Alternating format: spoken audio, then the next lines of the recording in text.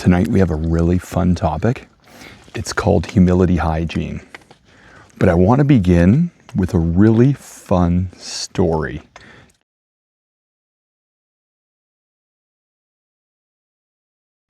Living organisms, including people, are merely tubes, which put things in at one end and let them out at the other, which both keeps them doing it and in the long run wears them out.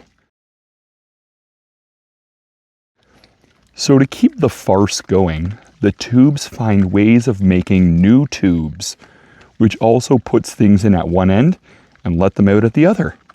At the input end, they even develop ganglia of nerves called brains with eyes and ears so that they can more easily scrounge around for things to swallow.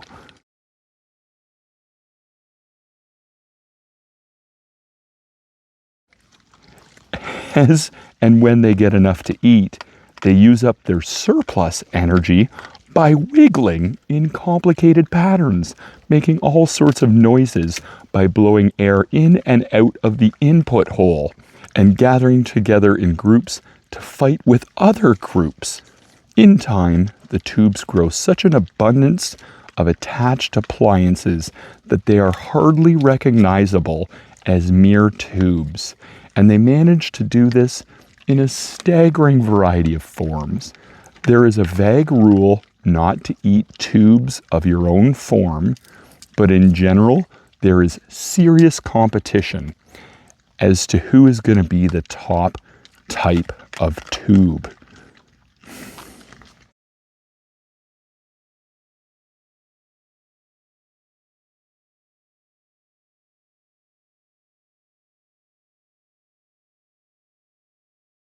Have you ever met somebody that thought they were better than everybody else? Have you ever met somebody that thought they knew more than everybody else when it was clear that they didn't? Have you ever met somebody that thought they were more special than others? Have you ever met somebody conceited? Basically, have you ever met a tube that thought they were the top tube?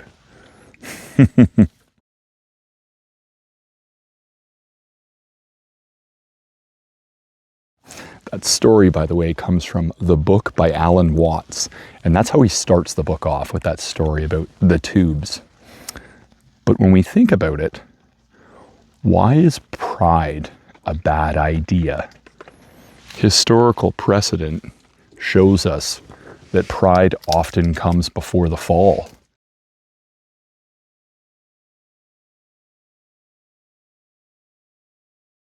That many people have fallen from high places because their egos got too big. It's also said that pride is what made the devil, thinking the powers are our own instead of God-given powers.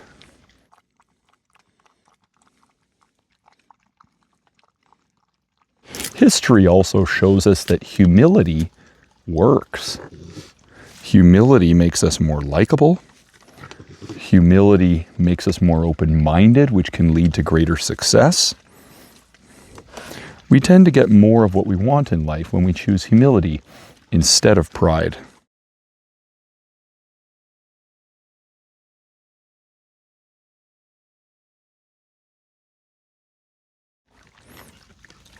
And if you take a look at a lot of the great people in history, whether it was Einstein, Jesus, Socrates, Yogananda, I mean, all of these people demonstrated great humility and did so much in their lives. So who are we that have done so much less to think that it's wise to boost up our self-importance?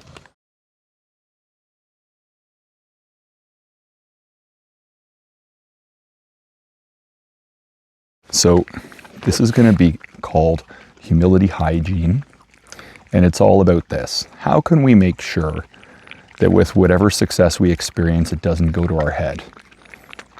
Well, just like taking a shower, we need to wipe off all that grime before we start to stink. It's also very powerful and effective to have a process of humility hygiene that wipes off all that egotism before things start to get stinky.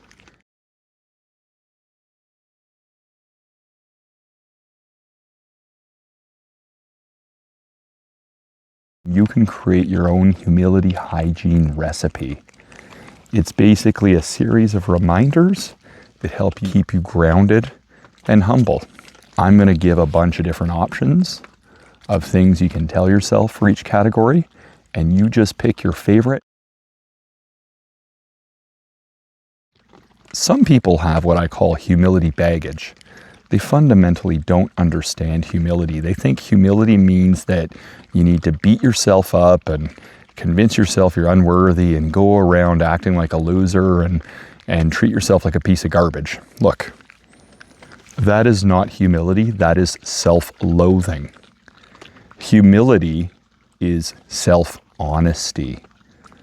Humility is recognizing where our power truly comes from. It's like we are waves on the ocean of spirit. We didn't create the tide, but we ride the tide. Socrates himself, one of the wisest people we know of to live in human history, he said, if there's one thing I know for sure, it's that I know nothing.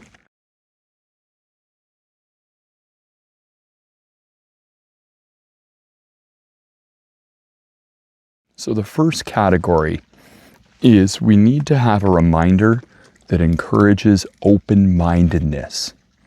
What could you tell yourself to remind yourself to stay open-minded?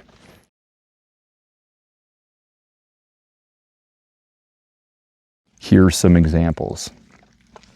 You could tell yourself, the universe is infinite, and so is my ignorance.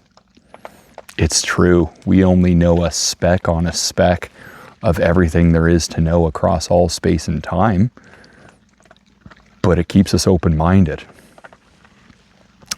We could tell ourselves, I don't know everything, even when I think I do.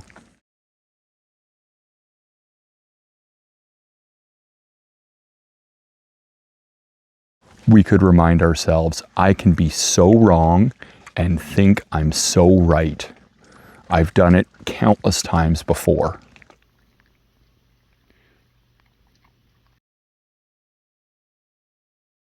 We could always tell ourselves, I'm not truly qualified to know what's best for myself or anyone else across all space and time. Because, sometimes a blessing feels like a curse. And our personal preferences can be incredibly misleading. We should fundamentally distrust some of our personal preferences. Although we don't know what's best, we can always humbly move forward, doing the best we can with what we think we know.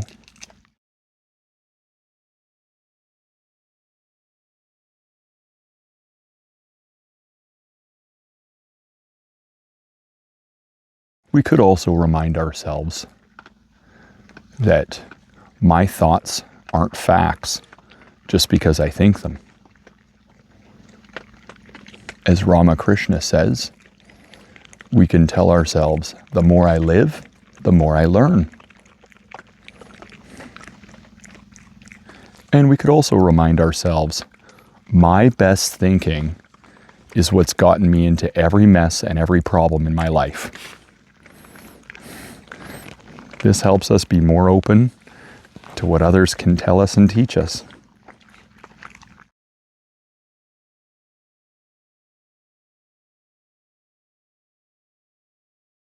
So those are some options for category number 1 to promote open-mindedness. It's one of the key dimensions in developing humility.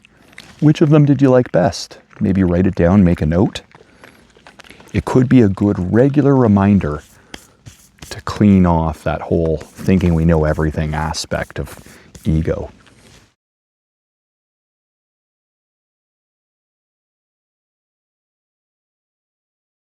The next category is to view others as the same.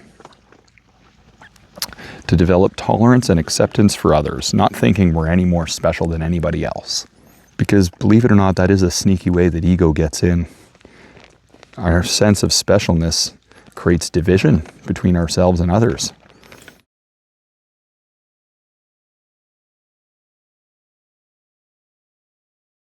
So we could tell ourselves, there's nothing special about me apart from anybody else. Whatever I've done is simply a product of circumstances, opportunity, and choices. And other people in the same situation could have done the same thing. Nothing special about me apart from anybody else.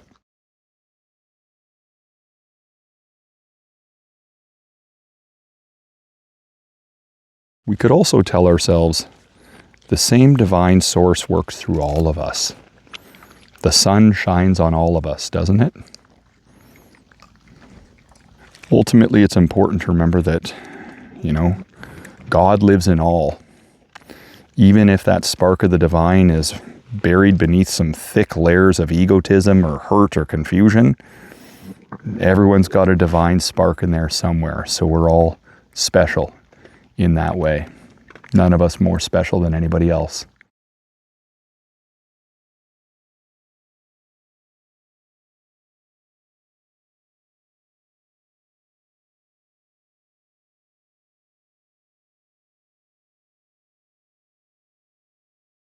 We could remind ourselves that everybody is on their own journey, doing the best they can with what they know, just trying to figure it all out.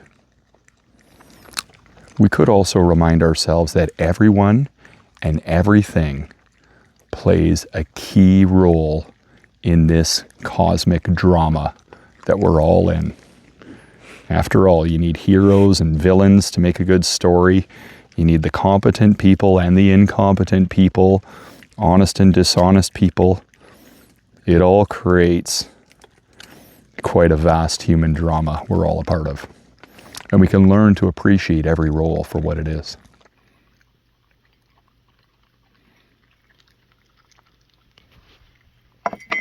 Also, instead of negatively judging other people that may have made a lot of bad choices in life, we can remind ourselves that truly we are capable of the worst human atrocities because we have the capacity to think a bad idea is a good idea.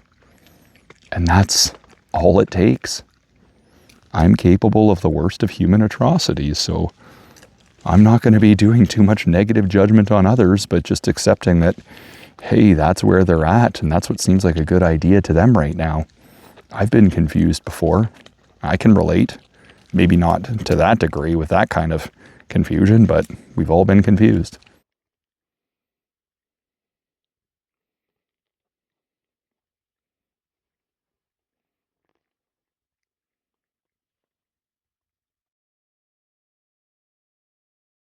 So if there is anything that we experience in which we might be tempted to think we're superior, any accomplishments or achievements, we can just remind ourselves that it's transient, temporary, circumstantial, and never single-handedly achieved. We can be grateful that anything we achieve that might make us look superior is because of the efforts of many others and grace. Oh, we had a water spill. Is everybody okay? That's the main thing. I've spilled water before. I'm not judging you. I've done lots of clumsy things. I've done far worse than that.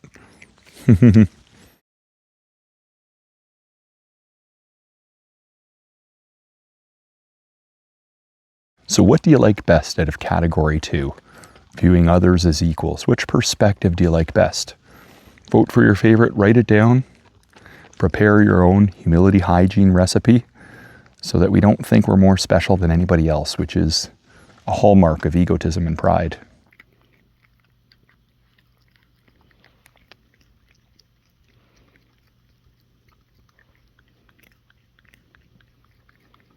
So the third category is all about developing the sense that there is no separate self. What could we tell ourselves to feel one with the rest of humanity?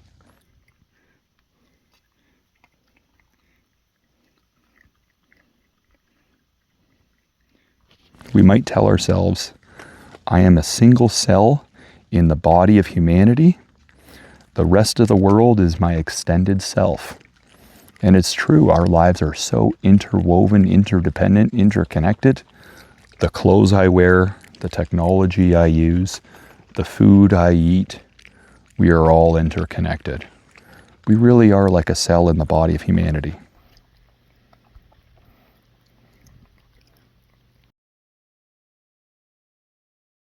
We might also tell ourselves that without other people, my life would be brutal and harsh.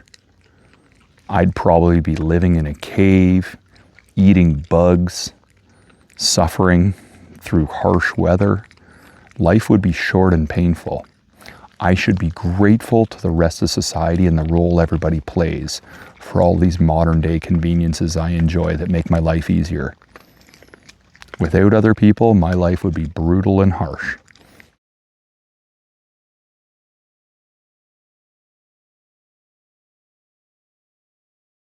We could also tell ourselves, I don't exist individually except as an idea. I am a wave on the ocean of spirit. My name and identity is just an event for which I'm responsible for, but I really don't exist independently except as an idea.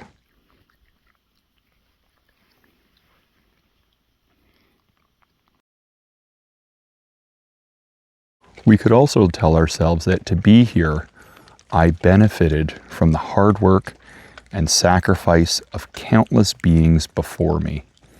Think about it. Think about all your ancestors and everyone who's endured drought, famine, plague, and all kinds of challenging living circumstances so we could have the lives we have here and now.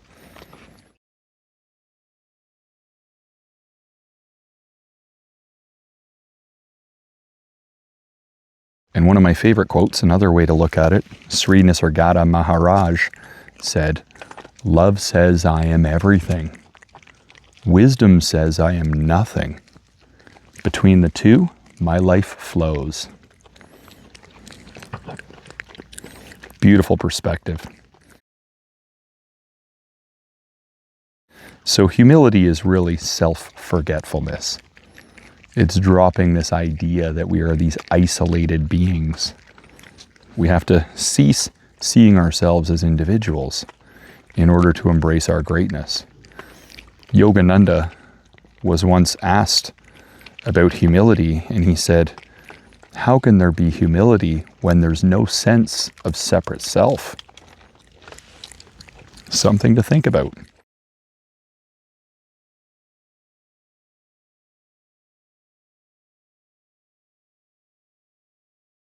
So that's category 3. What can we tell ourselves in order to renounce this idea that we are a separate self? Category 4 is all about having willingness to face our imperfections. What could we tell ourselves to have greater willingness to face our imperfections?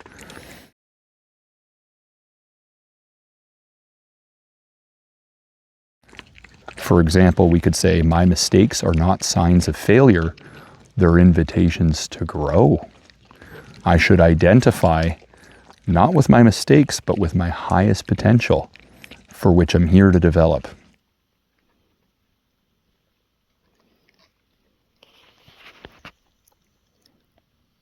We could tell ourselves that true greatness lies in recognizing our weaknesses so they can be turned into strengths.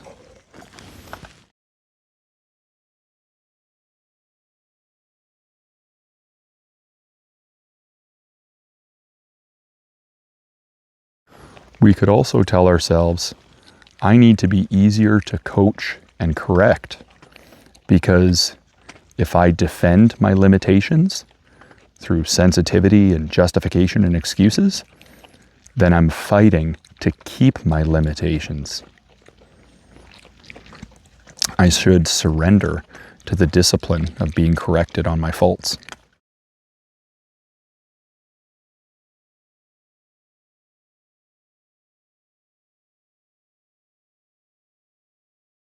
We can also remind ourselves, I don't see myself as I truly am. I've got far more faults and weaknesses than I'm aware of. I need to get more reality checks from other people.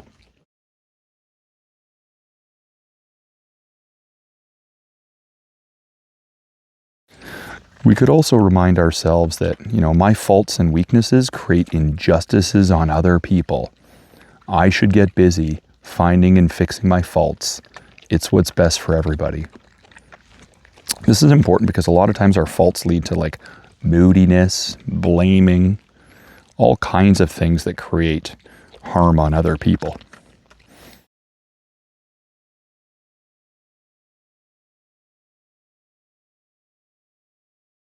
We could also remind ourselves, I need to do a better job relating to the reality of other people.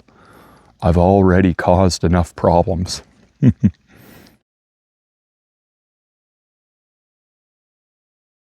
Or we could also just remind ourselves, I'm not as good as I think. I don't have it all figured out.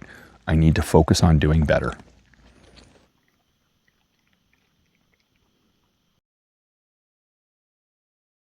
One of the things that I really like to tell myself is my greatest fault is ingratitude, because there is so much I could be grateful for, and my mind is so limited in perceiving all of it.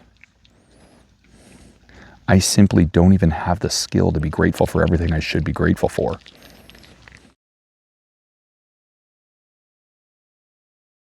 So, which of those attitudes do you like best for that category, willingness to face our imperfections? Make note of which one you like best.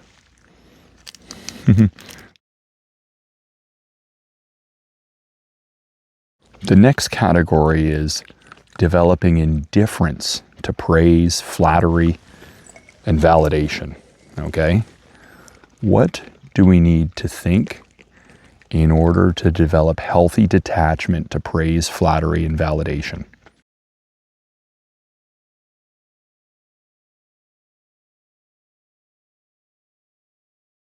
For example, we might tell ourselves, praise doesn't make me any better. In fact, it might make me worse by going to my head. We might tell ourselves, the greater that I want people to think I am, the less great I will be.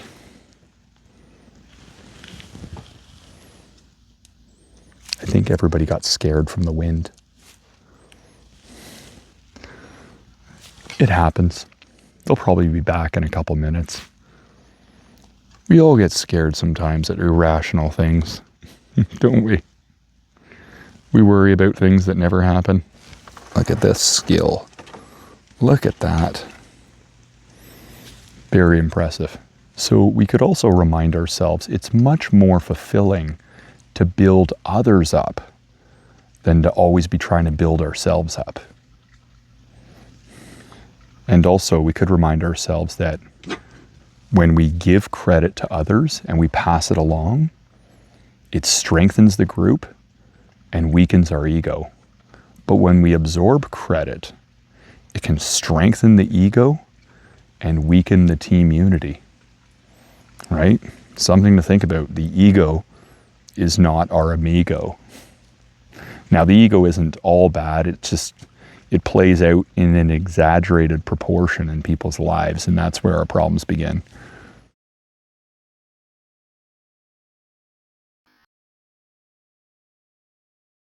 We could also remind ourselves that human praise is fleeting, but God's approval is eternal. So we should be seeking to please God rather than seeking the applause of fickle humans. One day they love you, the next day they hate you, right?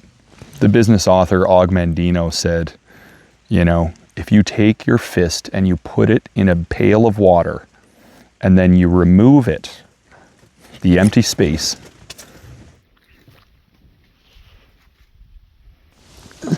So the wind just tipped over the lights, and that scared all the raccoons off. So hopefully they'll be back once they build up some courage. But as I was saying, you know, Ogmandino, the business author, said, if you stick your fist in a pail of water and then remove it, the empty space left by your fist will give you an accurate idea of how indispensable you are in this world. And it's so true. So many people live and die and are forgotten. Where are they now? How quickly will we be forgotten after we're dead? And how long will we be forgotten for? No matter how good we are, won't somebody better eventually come along?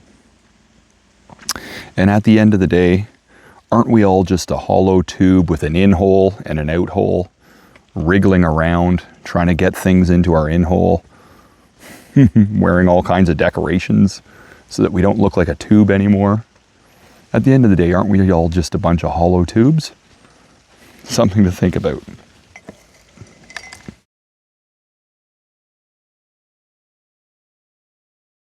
One of my goals is to be forgotten forever.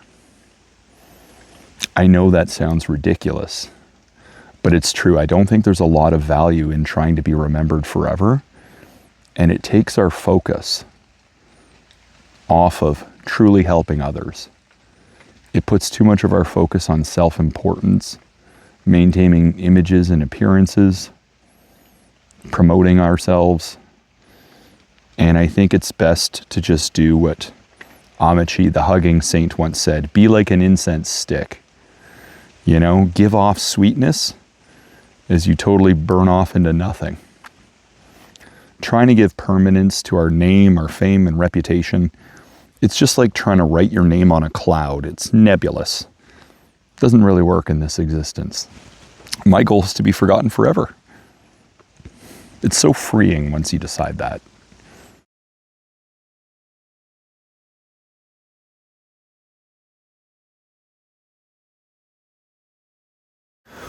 We could also remind ourselves that all praise truly belongs to God, from where all our power came from. Like, we truly didn't really create anything by any skill of our own. We don't even create a grain of rice. We don't really create our bodies through any skill of our own. You know, any praise we receive is just merely a recognition of God's support working through us as a channel. All praise really belongs to God.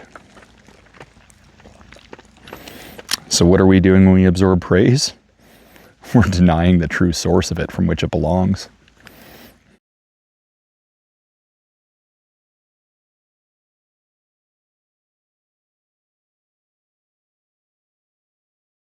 So which of the attitudes do you like best for category 5? Developing healthy detachment to praise, flattery, and validation. Write it down. That can help us clean away ego. Yeah. Come on. This is one of my favorite raccoons right here. She's got such a sweet face.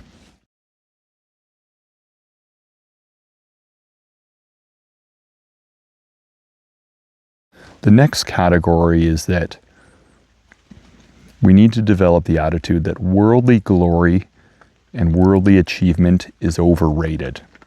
So what can we tell ourselves to develop healthy detachment from being so life obsessed?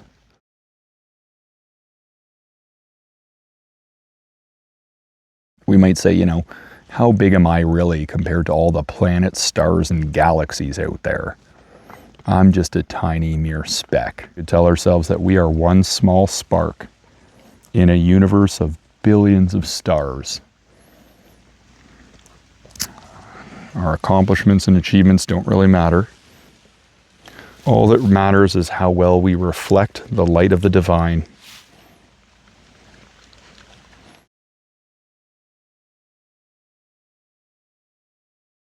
You know, a concept that comes from Yogananda is, you know, just take a look at the houses on the street. They're just like human chicken coops. The occupants come and go. Where are they now? You know, Worldly accomplishments and achievements are so fleeting. But spiritual pursuits are eternal. And that's where our focus should be.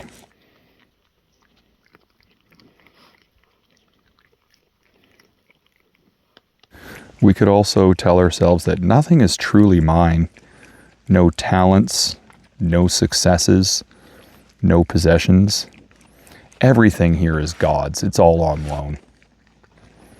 It's just God's playroom. We play with all these toys, but then we leave the playroom. We got to give them all back. Nothing here is truly ours.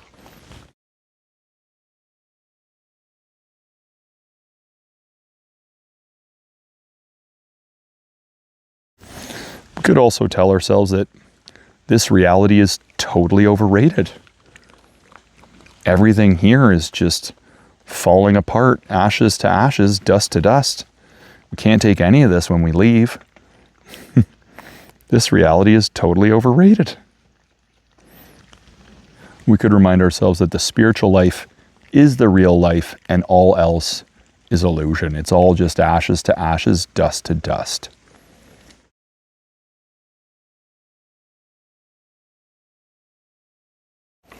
One thing I often quote is how Yogananda said that this world is the insane asylum of the universe.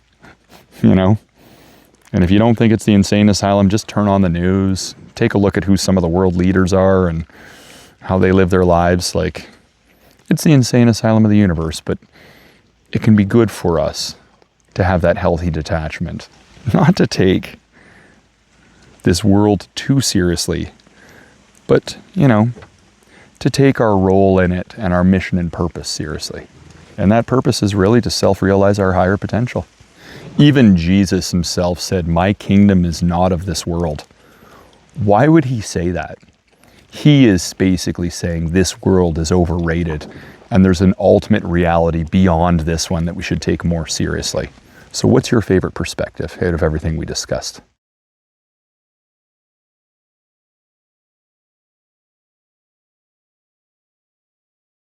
So the next category is renouncing the idea that I am the doer. This is probably the most important category. What can we tell ourselves to convince ourselves that we're not the doer?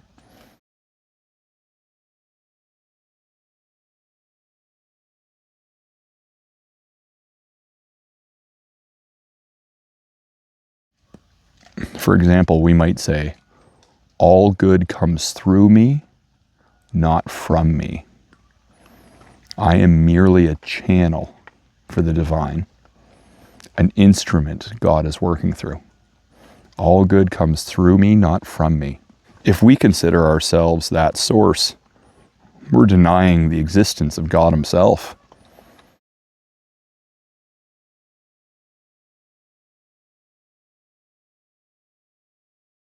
Hi, sweetheart. I love you. We could tell ourselves, I'm just a channel for something greater to work through. Yogananda said that thoughts are universally rooted, not individually rooted. This means that our best thoughts and ideas aren't even our own. We're just tuning into them. So this means we're not even the source of our own good thoughts and ideas.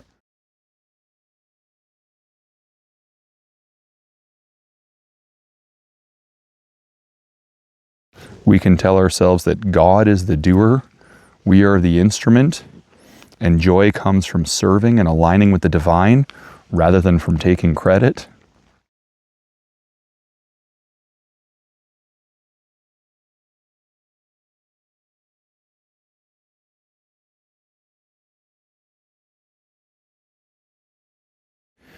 I don't do anything single-handedly in my life, right? Which is true. Any success we have is attributed to the efforts of many other beings and grace.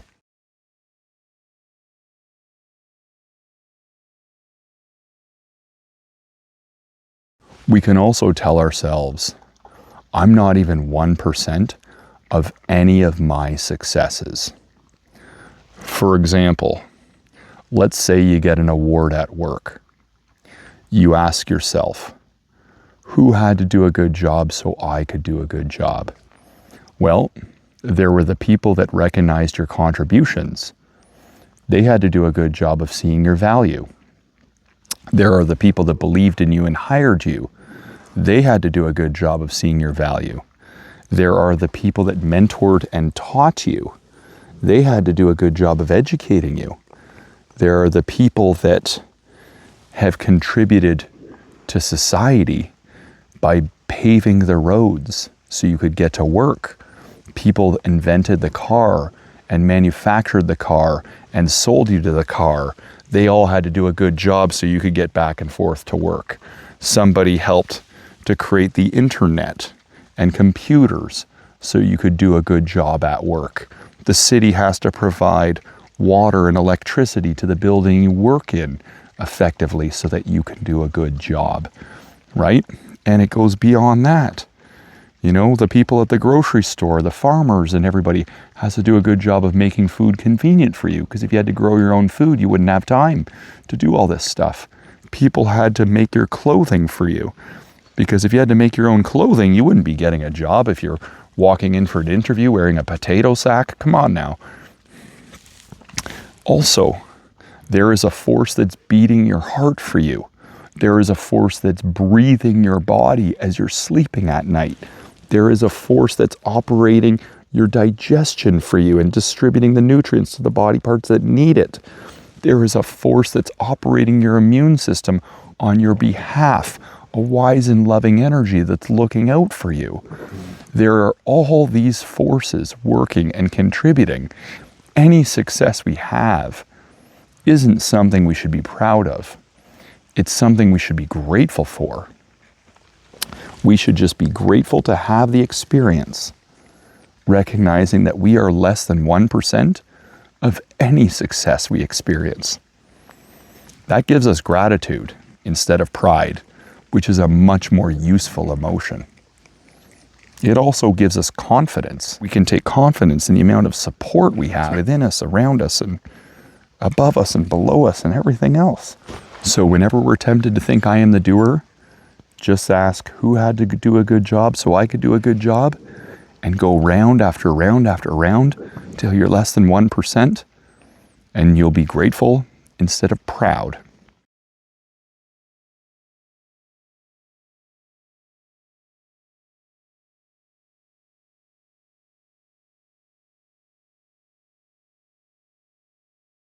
In the Bhagavad Gita, it says that the fool thinks, I am the doer. In the Quran, it says that humility is the natural result when we have realized God. And in the Bible, Jesus washed the feet of his disciples,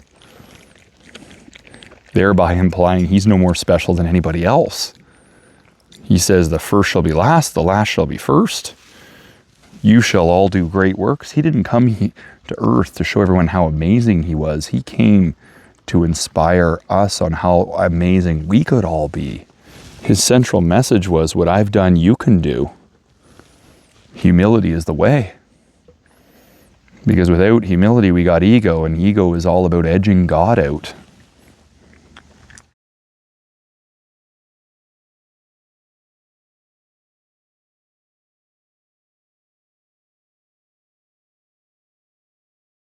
So at this point, after we've gone through those categories, those several categories, you should have your favorites from each category. And you can put them together. You can maybe simplify it down to your top 5. I'll share a couple of these sample humility hygiene recipes with you. Here's one that I helped somebody put together. Number 1 is, my thoughts aren't facts just because I think them. Number 2, any success I have is attributed to those who came before me and grace. Number 3, I don't exist individually except as an idea. There is no self apart from the whole. Number 4, this reality is totally overrated. Everything is all on loan and it's all falling apart. And number 5 is, how quickly will I be forgotten after I'm dead?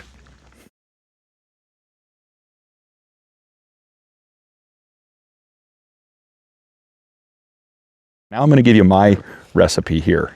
Here's my 5. Number 1, the universe is infinite and so is my ignorance. It's true. In fact, I even put it on a mug once so I could have my morning tea and be reminded of it daily.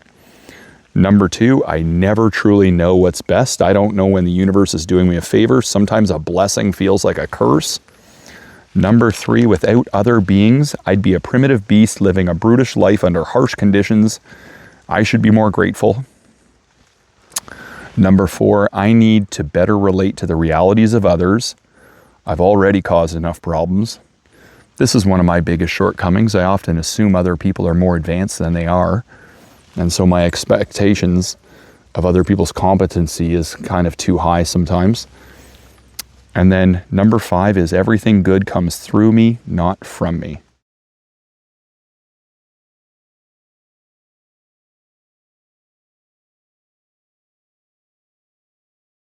So that is humility hygiene. This is a topic and discussion that was inspired by St. Francis of Assisi. He really made humility cool in a time when everybody was all about self-glorification. He went against the grain as a rebel. Instead of this whole race to everybody pumping themselves up, he thought, forget it, I'm going in a different direction. It's so much more freeing. And he embraced radical humility.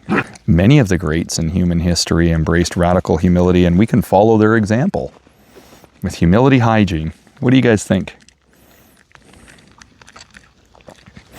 All right, friends forever on 3. Here we go. 1, 2, 3. Friends forever. There we go. Friends forever. There we go. I love it.